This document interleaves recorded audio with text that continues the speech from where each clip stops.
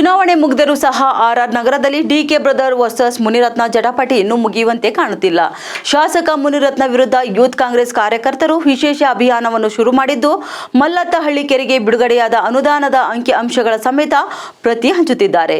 ಯುವ ಕಾಂಗ್ರೆಸ್ನ ಬೆಂಗಳೂರು ಪಶ್ಚಿಮ ಜಿಲ್ಲಾ ಪ್ರಧಾನ ಕಾರ್ಯದರ್ಶಿ ಸಂಜಯ್ ಶಶಿಮಠ್, ಜೀವಿತ್ ಮಂಜುನಾಥ್ ಅವರ ನೇತೃತ್ವದಲ್ಲಿ ವಿಶೇಷ ಅಭಿಯಾನ ಶುರು ಮಾಡಿದ್ದು, ಮಲ್ಲತ್ತಹಳ್ಳಿ ಕೆರೆಯ ಮುಂಭಾಗದಲ್ಲಿರುವ ಕುವೆಂಪು ಪಾರ್ಕ್ನಲ್ಲಿ ಪ್ರತಿ ಹಂಚಿ ವಿನೂತನ ಪ್ರತಿಭಟನೆ ನಡೆಸುತ್ತಿದ್ದಾರೆ.